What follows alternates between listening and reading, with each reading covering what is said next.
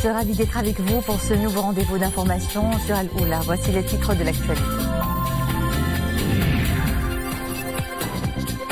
Bac 2018, c'est demain que les résultats de la session ordinaire seront annoncés. En attendant, les commissions chargées des délibérations se penchent sur la validation des PV, des copies corrigées. Portrait d'un prodige du pays, Saïd Hamdiwi, fraîchement nommé au professeur chair dans le domaine des technologies informatiques de l'université d'Elft aux Pays-Bas. Il devient ainsi le premier immigré d'origine marocaine à occuper ce prestigieux poste scientifique et académique. Et à Agadir, destination touristique, nous verrons comment les professionnels se préparent au tout début de la saison touristique. De nouveaux clients arrivent et des chaînes hôtelières étrangères s'implantent dans la Perle du Sud.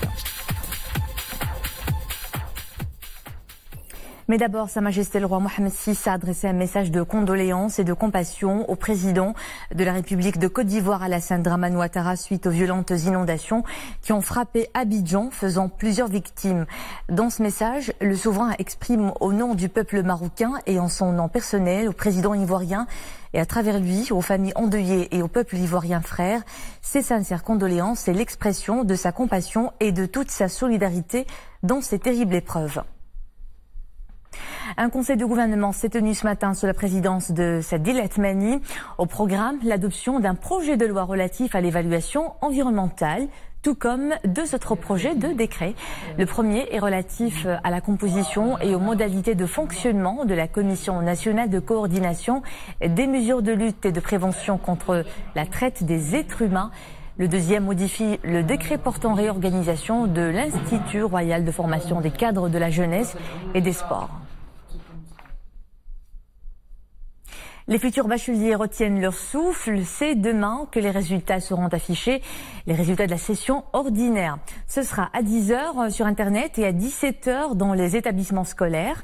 L'annonce des résultats sera faite via la plateforme de la messagerie des candidats scolarisés Ta'lim.ma à 10h et sur le site Tarchihat pour les candidats libres et le site web du ministère de tutelle www.men.gov.ma pour l'enseignement des candidats. Les candidats libres devront accéder avant l'annonce des résultats au site Tarchihat via le lien candidature bac.men.gov.ma par le biais du numéro de la carte d'identité nationale et le mot de passe qui leur a été fourni au moment de l'inscription préliminaire pour avoir leur propre email avec le mot de passe afin d'accéder à la plateforme www.talim.ma. Et à seulement quelques heures de ce moment très attendu, l'heure est aux délibérations au sein des différentes commissions pour valider les copies corrigées. Comment ça marche? Explication dans ce reportage à Sidi Slimane avec Nisrine Avzdar. Après les longues séances de correction, ces professeurs se penchent sur la toute dernière étape à la veille de l'annonce des résultats. Les délibérations. Ils vérifient si les notes figurant sur les copies des examens correspondent à celles annoncées dans les procès-verbaux. Ils se concertent surtout avant d'accorder un rattrapage aux élèves méritant une seconde chance.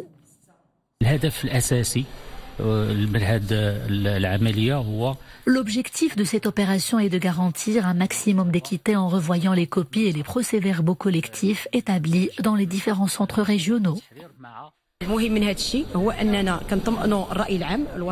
Cette opération vient rassurer l'opinion publique, notamment les parents d'élèves, quant à la transparence caractérisant les séances de délibération.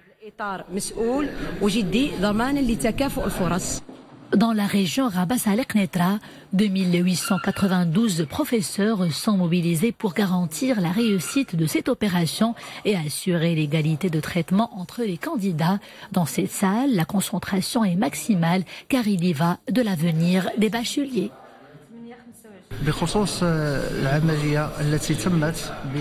Les délibérations se passent dans de meilleures conditions. Nous sommes parvenus à rectifier toutes les erreurs commises. L'année dernière, 156 042 candidats ont décroché le baccalauréat au titre de la session ordinaire, soit un taux de réussite de 50,28%. À l'international, plus de 12 000 Syriens ont fui au cours des 3 derniers jours la province de Daraa, contrôlée majoritairement par les rebelles et cible de bombardement du régime de Damas. Ceux qui ont fui les combats se dirigent vers des localités à l'abri des bombardements qui sont proches de la frontière jordanienne. Daraa est située non loin du plateau du Golan syrien. Elle est morcelée entre différents groupes rebelles qui ont contrôle près de 70%, les forces du régime et le groupe terroriste Daesh qui maintient une présence marginale. À la une également, ce rétropédalage du président américain sur la migration. Donald Trump a signé un décret pour éviter la séparation des familles, mettant fin à la pluie de critiques contre son administration. La décision américaine de séparer les enfants de leurs parents et de les enfermer dans des structures distinctes a choqué l'opinion publique américaine, mais aussi internationale, ce qui a finalement conduit la Maison-Blanche à revenir sur cette disposition. Donald Trump a toutefois prévenu que la politique de tolérance zéro, qui prône à l'encontre des immigrés clandestins, serait maintenue. 200 disparus, dont le naufrage d'un ferry traditionnel surchargé qui a coulé dans un lac volcanique de l'île de Sumatra en Indonésie. Le capitaine et 2 membres de l'équipage ont été interpellés par la police. Les autorités ont confirmé la mort de 4 passagers. Il s'agit de l'une des pires catastrophes maritimes de l'archipel d'Asie du Sud-Est. Les recherches devraient durer au moins une semaine compte tenu de l'étendue du lac qui remplit le cratère d'un gigantesque volcan. Retenez à présent ce nom, Saïd Hamdioui, qui fait désormais la fierté de son pays, le Maroc. Il est tout juste nommé professeur chair dans le domaine des technologies informatiques de l'université Delft aux Pays-Bas, pour ainsi devenir le premier immigré d'origine marocaine à occuper ce prestigieux poste scientifique et académique, le plus important au niveau de cette université. Nisra El-Hamdaoui. C'est un grand jour pour le professeur Saïd Hamdioui. Ce chef de département d'ingénierie informatique à l'université Delft de technologie aux Pays-Bas est en train de vivre un moment inoubliable de sa carrière. Le voici, vêtu de sa toge académique, en train de donner une conférence à l'occasion de sa nomination au poste de professeur chair dans le domaine des technologies informatiques émergentes au sein de cette prestigieuse université hollandaise. C'est le premier émigré d'origine marocaine aux Pays-Bas à occuper ce haut siège académique. Je suis honoré d'être le premier Marocain qui décroche le siège de professeur chair. Je sais que cela constitue une fierté pour les Marocains et pour la communauté marocaine aux Pays-Bas. La société hollandaise offre de réelles opportunités de réussite. Tous ceux qui travaillent avec acharnement finissent par atteindre leurs objectifs.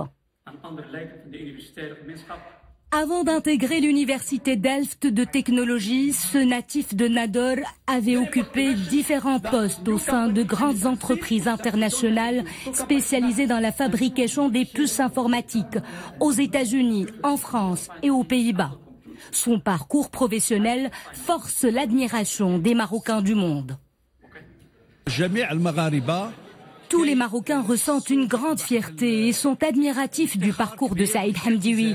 Ce natif du Rif nous a beaucoup parlé de ses débuts, comment il a commencé sa carrière et la manière avec laquelle il a réussi à percer dans son domaine. Pour cela, nous avons confiance en les capacités des Marocains du monde.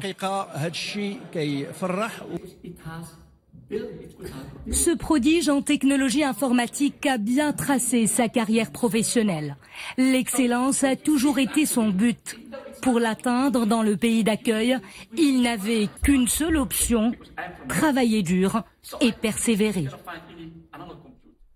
Focus maintenant sur cette affaire du kidnapping d'un nouveau-né hier à l'hôpital d'enfants, Abdelrahim Larouchi à Casablanca. Alors que la maman venait de la salle de bain vers sa chambre, elle s'est rendue compte de la disparition de son bébé.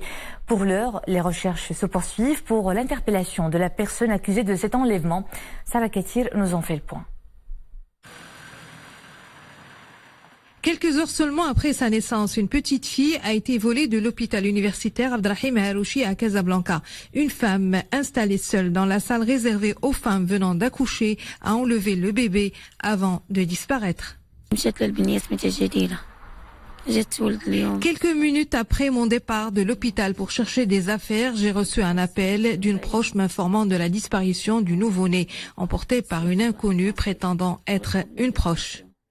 Dès qu'elle a pris connaissance de l'incident, la direction de l'hôpital a alerté les services de sécurité qui ont entamé les investigations pour tirer au clair cette affaire et rendre le nourrisson à sa famille. La scène artistique marocaine a perdu un de ses piliers. L'artiste peintre marocain Hassel Glaoui est décédé ce matin à Rabat à l'âge de 94 ans. Le défunt s'est distingué par une carrière artistique exemplaire. Il est considéré comme l'un des fondateurs et pionniers de l'art contemporain au Maroc. Ses peintures ont reçu une reconnaissance internationale. Il était célèbre pour les tableaux de chevaux, des fantasias notamment et des natures mortes. Hassel Glaoui doit son succès à l'ancien Premier ministre britannique Winston Churchill qui a convaincu son père lors de l'une de ses visites à Marrakech de lui permettre de continuer sa vocation artistique. Il a par la suite été envoyé en France où il a poursuivi ses études à l'École supérieure des Beaux-Arts de Paris.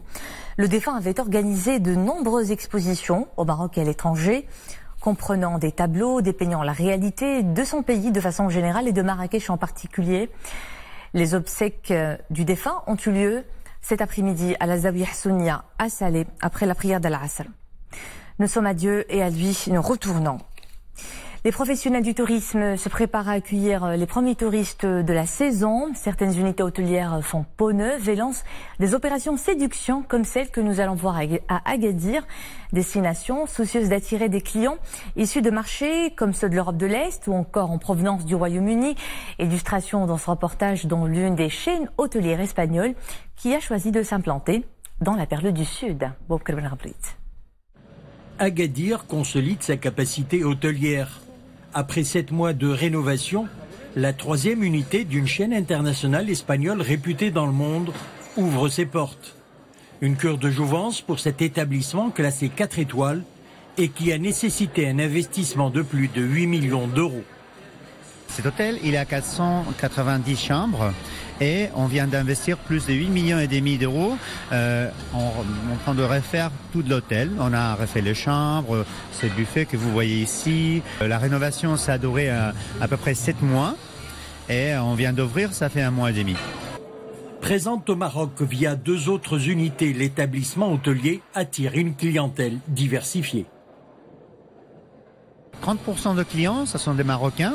Après, on a une grande quantité de clientèle qui vient de l'Allemagne, de la Belgique, de la France et du pays de l'Est de l'Europe. Vraiment, je suis satisfait, donc c'est pour ça que je reviens. Et j'ai découvert l'année dernière l'hôtel, donc le personnel était accueillant, et ils étaient chaleureux, et puis le service il est impeccable, donc c'est voilà. Donc cette année, on revient avec notre petite fille. On est venu en famille avec ma petite fille et ma femme. Je suis de Casablanca. Et c'est la première fois qu'on vient dans cet hôtel du coup. Et on découvre avec surprise qu'il y a énormément d'activités pour les grands, pour les enfants. L'établissement hôtelier offre une cuisine riche, variée et raffinée. On y déguste huîtres, paella et sans oublier l'une des spécialités marocaines, le tagine.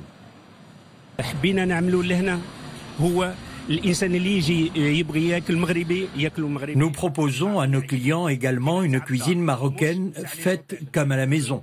Nous avons également de la cuisine espagnole et internationale. C'est pour satisfaire tous nos clients. Depuis mars 2018, le nombre de nuitées touristiques à Agadir est en hausse. Les Français viennent en tête de liste des touristes étrangers suivis des Allemands. La clientèle britannique est également en hausse de plus de 31%. Sans oublier les nationaux, en grand nombre depuis quelques années. C'est la fin de ce journal. Merci à vous de nous suivre. L'info est de retour à 21h avec Raïs Moussi. Au plaisir de vous retrouver demain.